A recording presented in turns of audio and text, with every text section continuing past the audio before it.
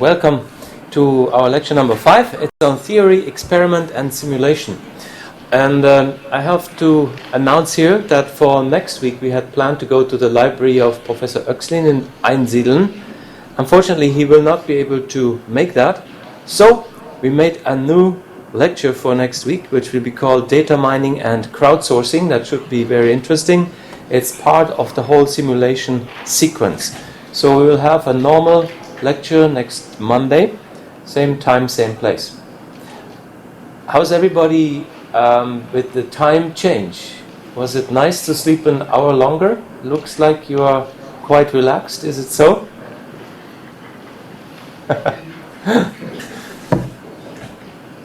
All right. So let's get into the point. We have two perspectives today when you talk about simulation. On one hand is the design perspective that is related to architecture, of course. That involves topics like animation, like renderings, like models, why using the computer, like the digital chain. And here we talk about simulation as an assistance and as a visualization.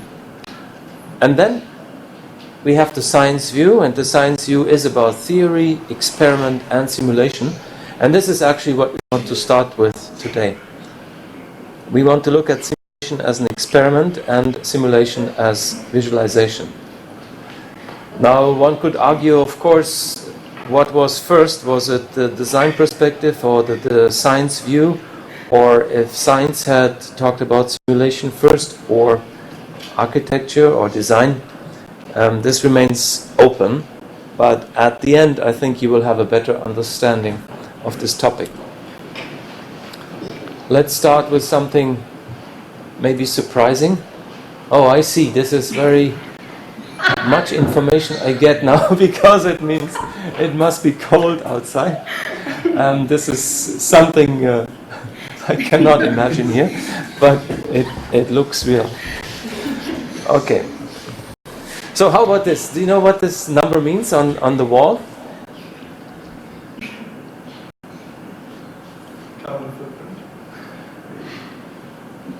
Yes? What does it mean?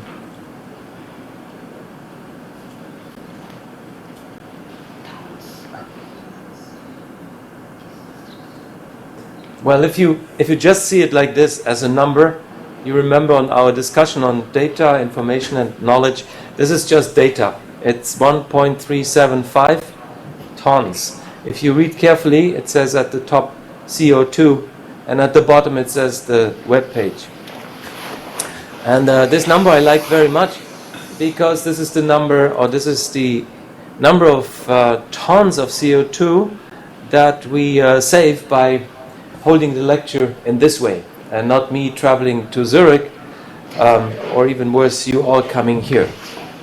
And this brings us into this topic of simulation, of theory and experiment, because you can believe this number or you don't. If you look at the next number, for example, which is this one here, the only difference, of course, is the number 3.925, and at the bottom it gives you a different web page.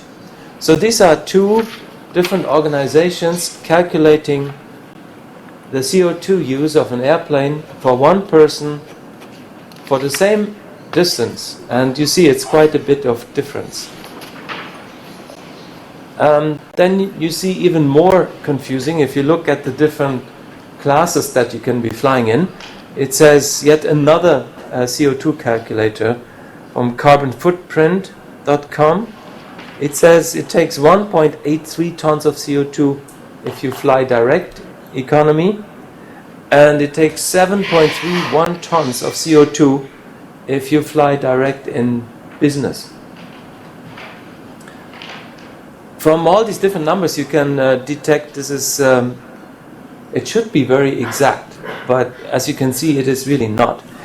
And maybe during the lecture we find out why it is not. Although this is really surprising, because you should know how much CO2 you are causing if you take an airplane from point A to B, because if the numbers are so widely differing, especially the first two, this one and this one, you ask yourself, how exact, or which one can I trust? Then you look at the description, how they came to these numbers. It gives you the emission dates that you have, your flight from where to where, and it gives a comparison compared to if you run your refrigerator for 1 year, or if you have the emissions of CO2 of one person in India per year, which is about 900 kilogram, or of one car driven for 1 year by somebody in Europe, about 2,000 kilograms of CO2, or which would be okay for a human being for 1 year would be 3,000 kilograms of CO2. So you see, with one flight of this, or half a flight in business, you would have used up your entire allowable CO2 production for 1 year already. But it gets worse. If you start calculating, you can get really very, very different numbers. And therefore, we have to have a close look how these numbers came into existence. So let's look at the science view first. The science view is supposed to be exact, of course. And here we want to focus on these three issues: theory, experiment, and simulation. So, what is theory and simulation? This is quite small, but this definition I found quite helpful. There are traditionally two main aspects of science, were theory and experimentation. For the theory part, scientists would use a pen and paper to try to think about and describe the mathematical nature of the physical process they were studying. They would then solve the equation and try to see if the predictions made by the equations match reality. This is where experiments come in. What we mean by the predictions matching reality is whether the predictions match the results of well-controlled experiments. So you have the calculations, you have the experiment, and then you can see if there is a match. Experimentation then is a time-honored tradition in science. When a scientist performs an experiment, he is attempting to measure certain aspects of the physical system he is interested in under certain conditions. For example, the scientist may drop a weight off a tall platform and measure the amount of time taken to reach the ground. The scientist may have a theory about the effect of gravity on the falling weight. If the predictions of the theory match the results he gets from the experiments, the scientist can conclude that theory may be correct. He still isn't sure. But if the predictions of the theory are different from the experimental results, he knows for sure that the theory is wrong. And this, of course, is a scientific principle that everybody uses since hundreds of years. Can I see a show of hand whose parents or one part of the parents is a scientist from you in this class? Who's a scientist? Wow, so 1, 2, 3. And Anastasia Koltsova, are you there? No. No? Okay, so that would be a fourth one.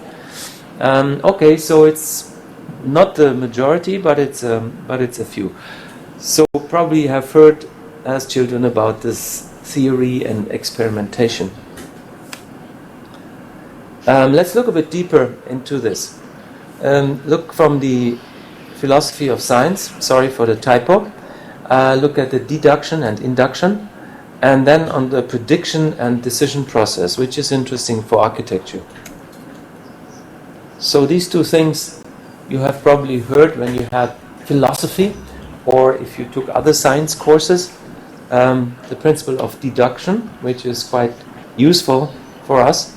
So you go from a premise saying everything made of copper conducts electricity, for example, and then the next premise is this wire is made of copper, so the conclusion would be this wire will conduct electricity. So this is a very simple deduction. Then induction, and this is something we use quite a bit in architecture, of course. You have an observation. This is not from architecture, it's just from astronomy. The stars aren't the same place in the morning as they were in the evening. Then the stars move in the same direction. and then you can deduct, or you can induce that the Earth is turning. If you then want to combine the two, and this becomes interesting, that leads us to simulation using induction and deduction from one side and from the other side. So you get to the theory, and the definition of theory for those who read German ist eine durch Denken gewonnene Erkenntnis, eine Erklärung von Zusammenhängen und Tatsachen, die nicht immer bewiesen sind.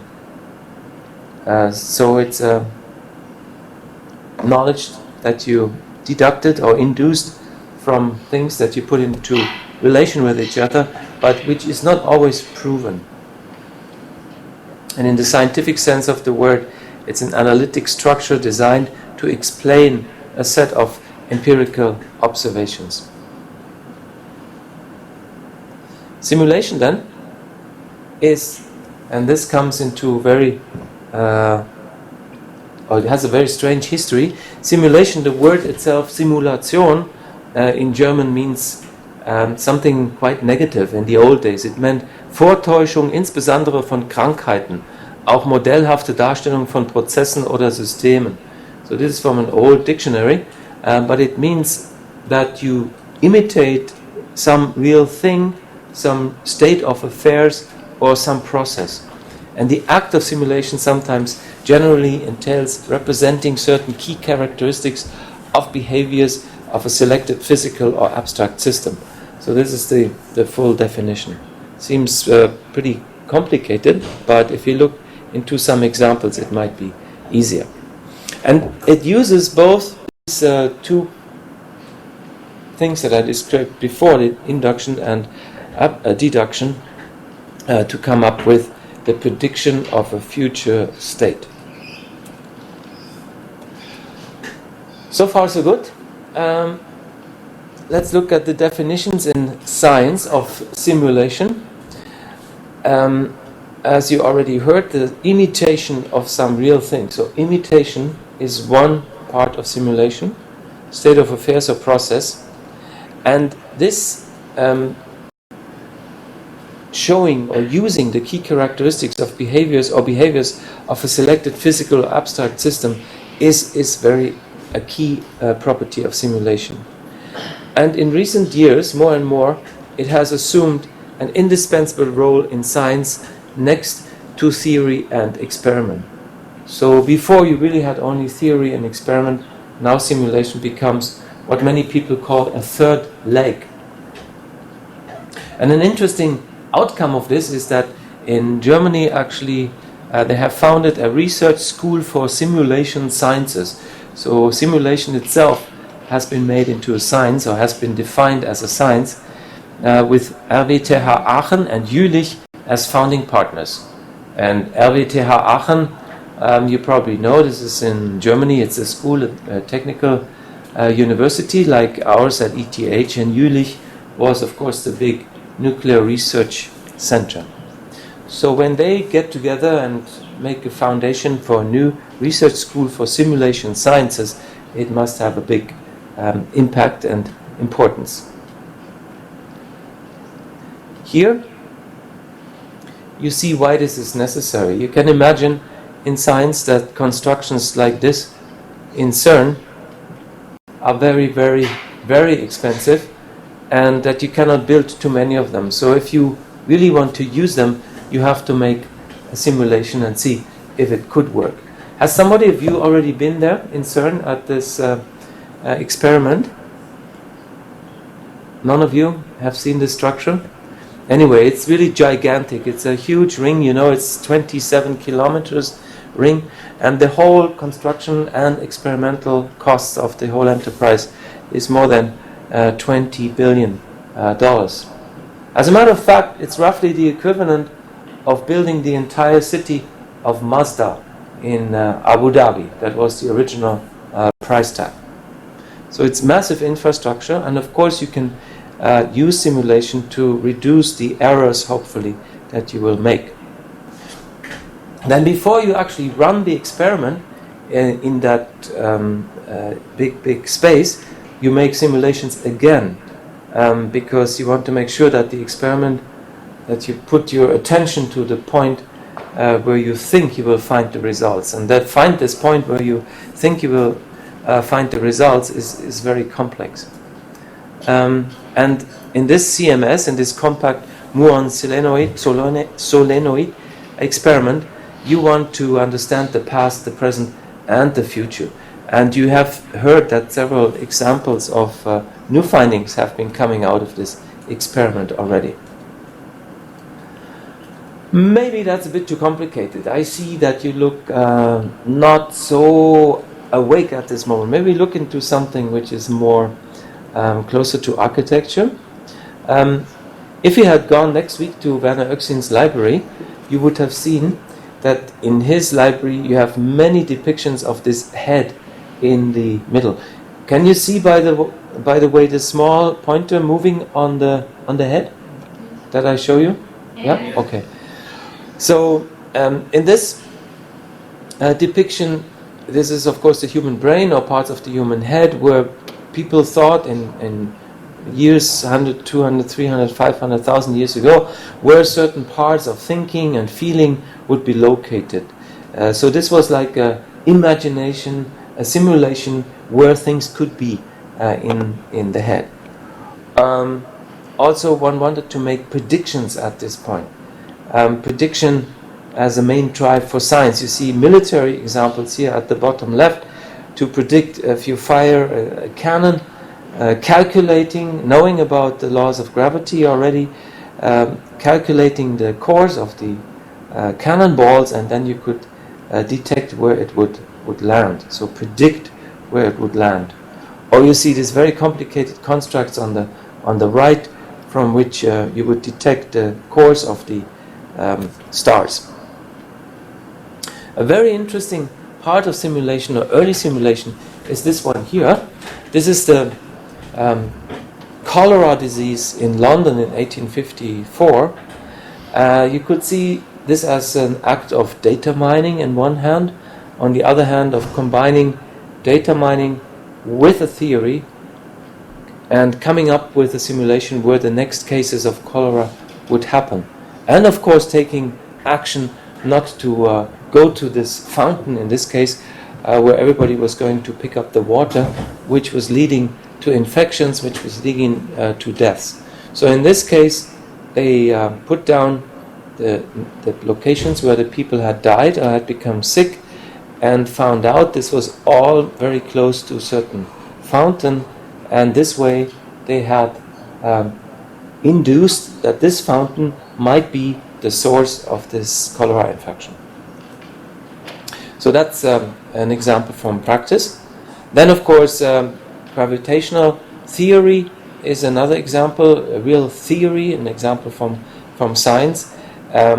Or astronomy is also an example from science. This case here, Kepler's new heliocentric paradigm that defined elliptical orbits instead of circular orbits, and with this theory he could then prove a whole number of observations people had made. Prediction of astronomical constellations like solar eclipses or lunar eclipses, this is very common today, and we take it all for granted. But it's based on theory and prediction, and when it really happens, then you can be pretty sure that your theory is not totally wrong. Okay, coming back to this experiment in CERN that I was showing you before, this is now just a bit more than 1.5 years ago, and there it was really a big thing, because nobody knew if that would really work. And in the first time in CERN, they were able to project with an energy of 7,000 billion electrovolts in LHC proton collision.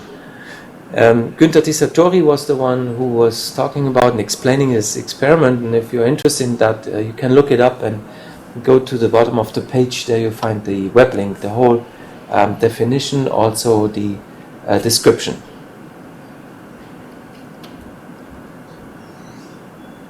These are further examples from that. Maybe another example also from simulation, the simulation of a pandemic. A pandemic where you don't know exactly how a sickness or in this case the flu will extend throughout a country.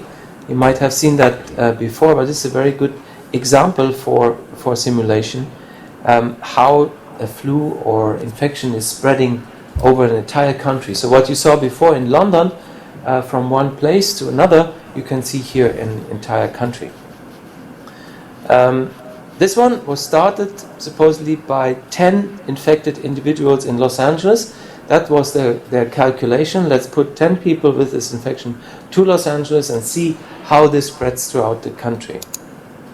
And then you can see the counter on the right side. It's running day 1, 2, 3, 4, 33, 36. And now you can see how the population is slowly infected. And look at this curve on the right, how it's very steeply increasing, and then basically the whole country is infected. Then the people either recover or worse things happen to them. And then after 140, 150 days, things get back to normal. So this is a typical simulation of a pandemic.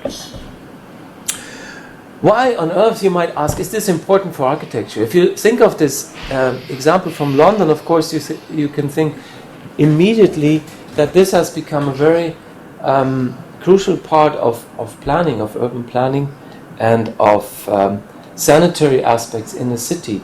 Because depending where you put the garbage, for example, where you get the water from, these are so crucial aspects of planning that you really cannot make mistakes there anymore today. In the place where you live, in the place where we live here in Singapore, but if you go in other countries just a few kilometers from here, these problems are still sometimes happening. So let's wrap this up with calculation versus simulation, just to give an idea to compare the two. Very simple example again with the apple. If you calculate it, I know the rules, I calculate based on experiments made earlier, so that would be calculation. And simulation, you would simulate a system that knows gravity, mass, time, and then within the systems, when I drop an apple, the systems will predict how long it will take to reach the ground. And this sounds more complicated, but if you have to combine many different aspects, for example, in a city, the simulation becomes much more attractive than calculation. Of course, it is put together out of many small calculations. Then, also, a comparison between predictions and simulations for the decision makers, very important. If you listened and looked at the results of the elections in Switzerland last week, you know exactly there were predictions made. And you also know many of these predictions were not happening as they were predicted. They were different. And then this week they explained why the predictions were not the same. They also said they used simulations to make these predictions. So look at these two definitions again. Predictions are true in a sandboxed world, which is not the real world, of course, where no unforeseen influences occur. And they're based on assumptions which should be declared in order to understand the prediction. So everything is in a closed system, then the predictions could be right. The simulations, however, they produce scenarios whose accuracy needs to be evaluated. And this is what we're interested in many times in architecture, because so many things can change, and therefore simulations are helpful for us. Looking at the time, I think it's better to look at some more examples. When do we need simulation? Simulation of an experiment, because it's cheaper and faster. So this would be the example that you saw first in CERN. Simulation, because of exact calculation, could be too complex or would take too long.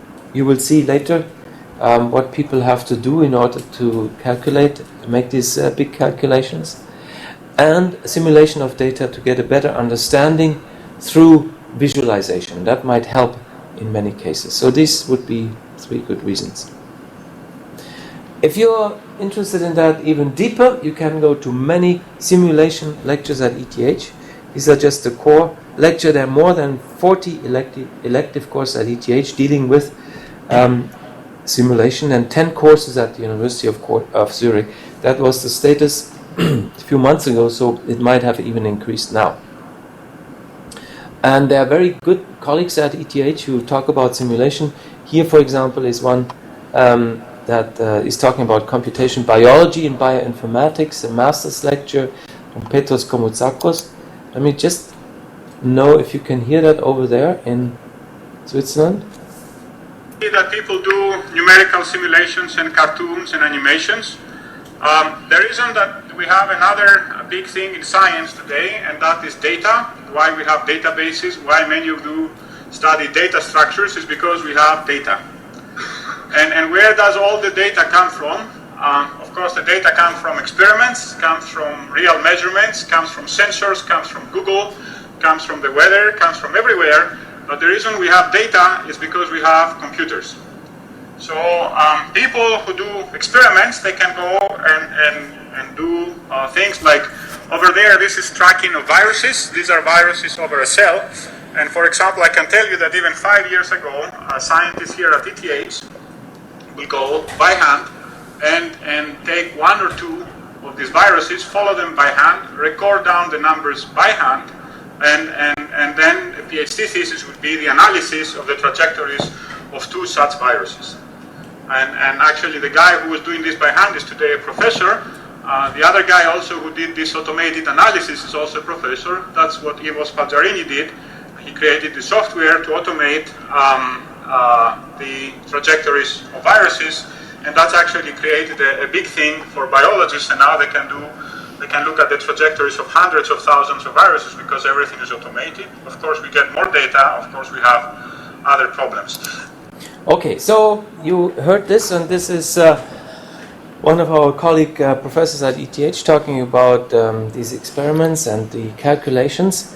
What do you need to make these calculations? You need computers. You all have computers. You have some in front of you. We use one to project these things, so everything is full of computers. But for these calculations, you need huge computers.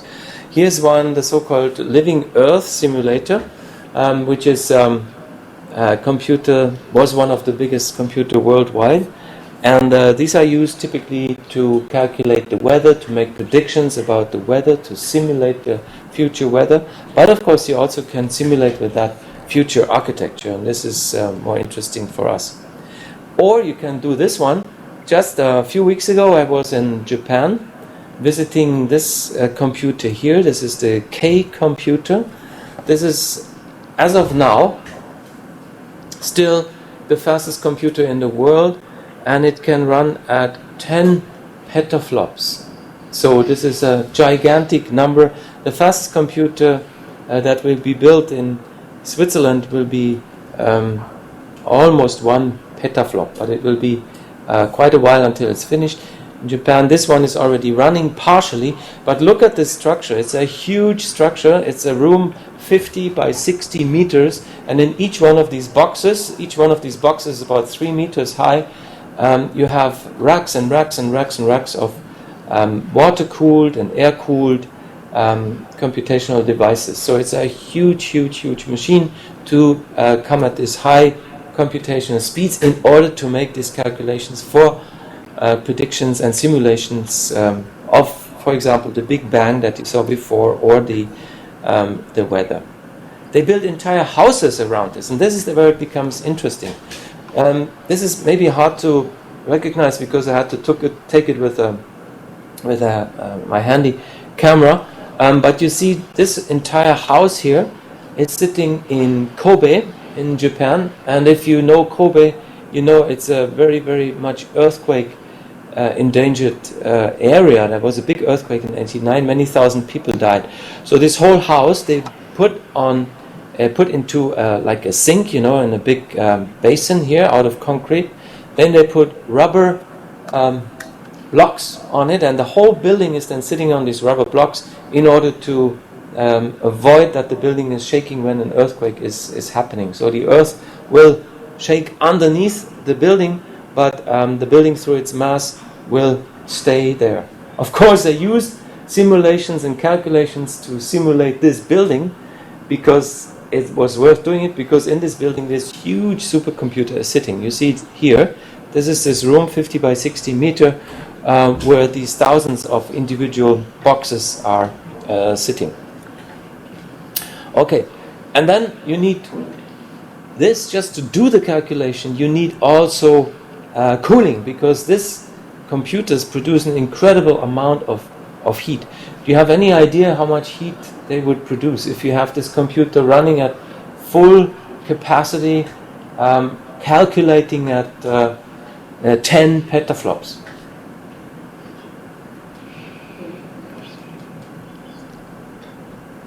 Do you know how much heat your brain, or how much calories how much heat your brain is producing when you're thinking? How much did you say? I thought 100 or something, but yeah, but this pretty close. But then you must be thinking really, really hard. Normally you can go with like 50 to 100 is pretty good. So anyway, this thing needs 30 megawatt of cooling, 30 million watts of cooling, and you can see they had to build a huge cooling plant next to this calculation machine. So you get a feeling, what happens if you bring computation and buildings together. Coming back to the CO2 that I mentioned at the beginning, did you hear or read where Facebook built their newest data center? Right, in Sweden. I didn't quite right. know. Exactly. So they built it there, and you know why? Because of the heat and the cold, they would, Yeah, because it's so cold and it's easy to cool these huge computers, much easier than, for example, in the climate in Japan or here in Singapore. It's incredible because it's always 30 degrees. So you would have to have huge cooling plants to get rid of this heat. And in Sweden, on top of this, they have the capacity to produce the electricity they need for running this data center with water right next to it. So that's a good combination of production and cooling if you need cooling. So I'm talking about this because also at ETH, a lot of research is going into the use or the reuse of all this electricity that you put in computers to calculate, to heat the buildings. For example, downtown at ETH, we have also huge data centers in the basements of buildings. And in the earlier days, one would just throw away the heat, one would cool it down, throw it away. Do you know what they do with it today? Heat the building? Yeah, it sounds so simple, but it was unthinkable 10-15 years ago. People would never have had the idea. Now they just naturally heat the buildings next door with that excess heat. But of course, with these huge supercomputers, you get too much for that. All right, let's go to the simulation as a attempt, as a design perspective, so as an assistance and as a visualization. This one, all of you know, all of you who have been with Professor Oechslin or Lampugnani or all the architecture history professors, and before probably even you have seen that. But this one is also a kind of a simulation. It's not clear if it's a simulation into the future or into the past. And this makes it very interesting. So it's a simulation of the ideal city with the tool of painting. You don't necessarily need computers because you also don't necessarily need computers to express your design ideas or to simulate a future building for your clients. You can use other means. But this is a very good one. But let's look at the definition of simulation in architecture. We define it as entailing the creation of past, present, or future scenarios which represent the correct interaction of crucial parameters and variables. Past and present situations serve to discover and validate assumptions in the simulation process. Some people don't call the second part forecasting. You have the weather forecast, but sometimes you also need to do backcasting.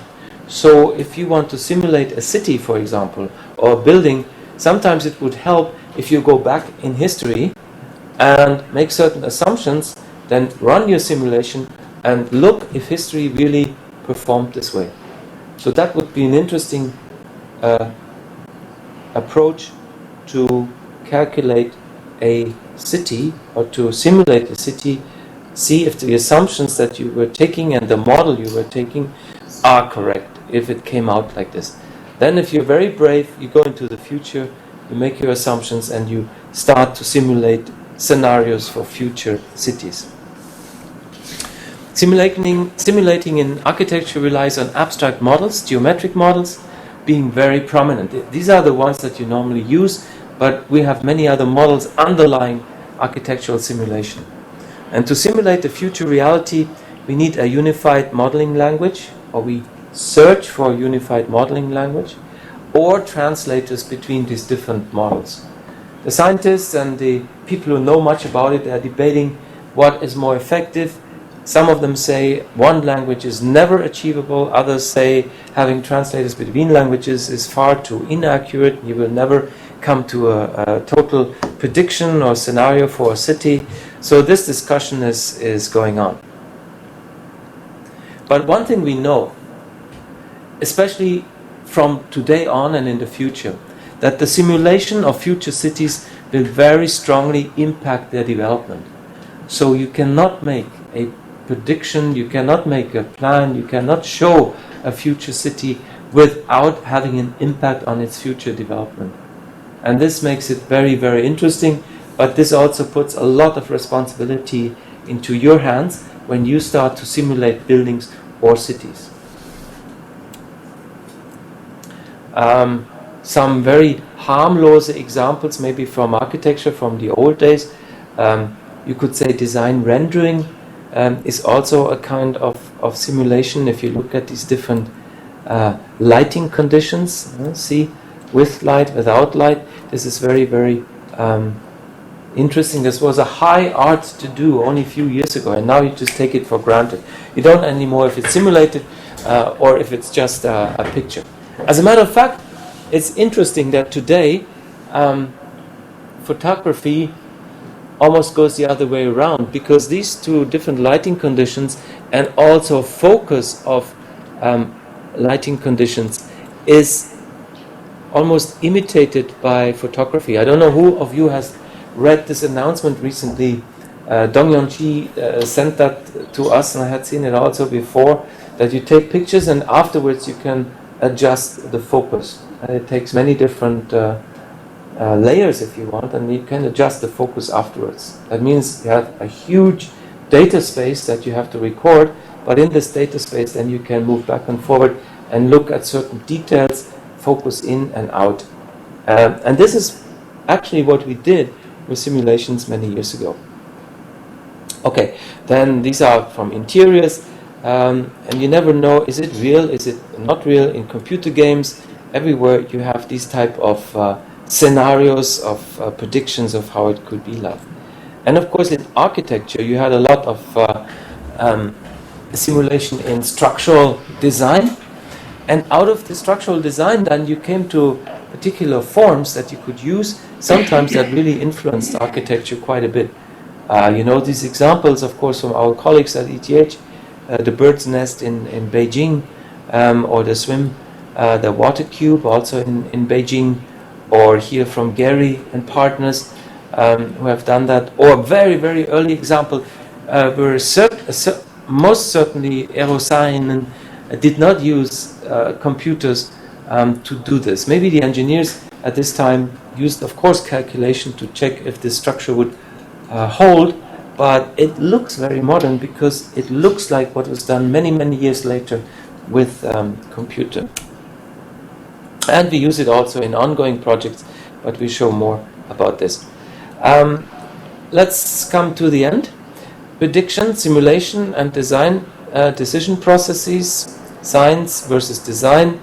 You can see the comparison between the two, and where we use simulation and prediction, you can see many similarities between the two, but also many differences.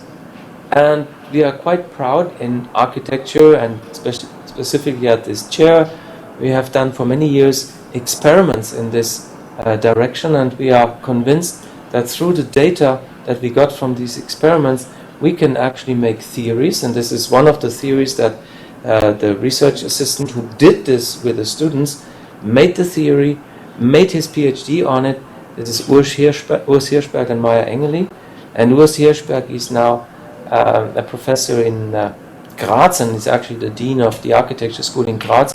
It was much based on the theory, first on the experiment, the observations he made with the design work of your predecessors at ETH, then his theory, and then the simulation, what would happen in the future. Okay, I think that should bring us to an end here. I want to announce what we will do next time. As I said, we will not go to Einsiedeln, unfortunately, but we cannot change it now.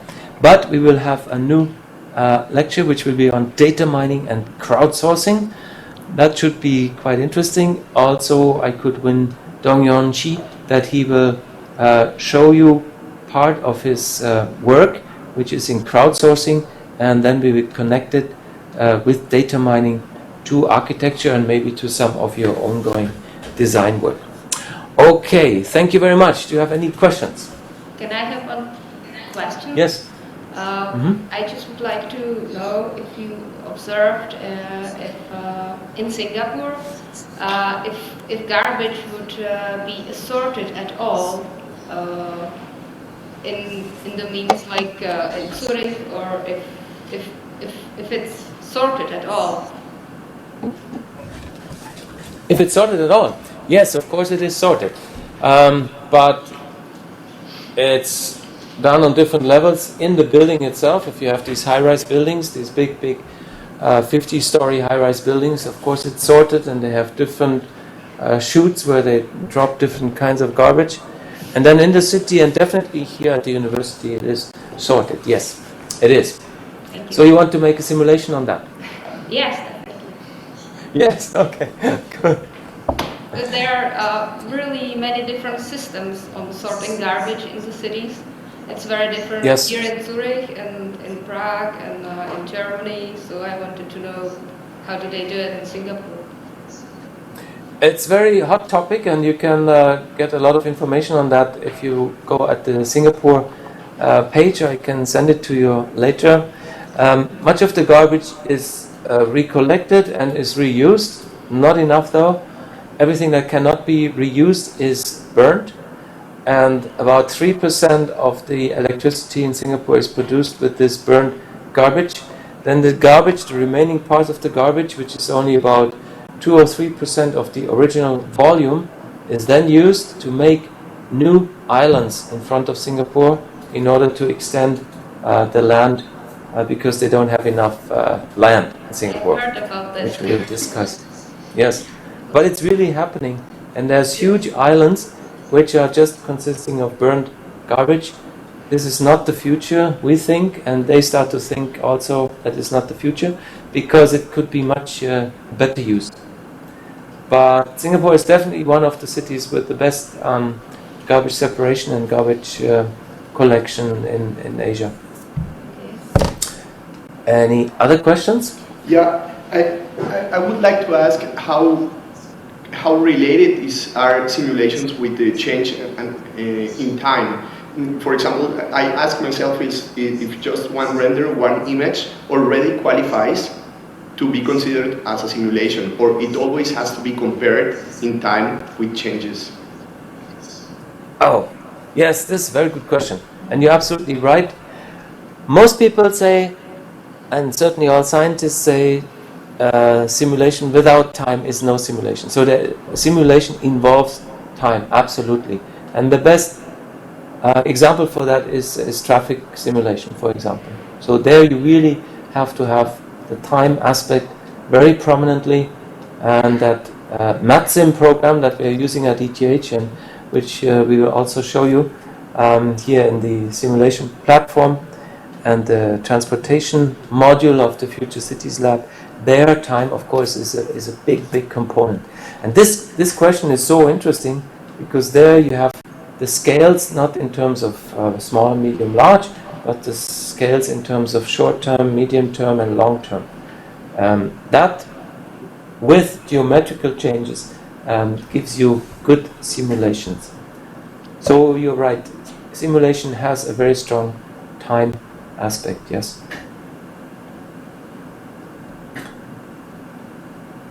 Okay, anything else? So, if not, I let you go. Wish you a wonderful afternoon in the cold Swiss environment. Here we had a visitor tonight. It was Zong Chen. Just have a look at her. So she was. Where are you? Oh, look. So she's a PhD student here, and she was listening to that because also this is part of her PhD work, to the definitions of simulation, of prediction, of experiment, and so on. And from computer science, it has again a different viewpoint. So I think over time we have more and more people on our side and then on your side, so it should become a good dialogue. Okay, so I'm looking forward to see you next week.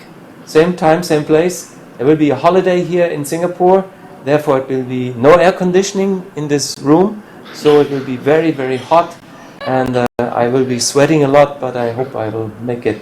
So see you next Monday.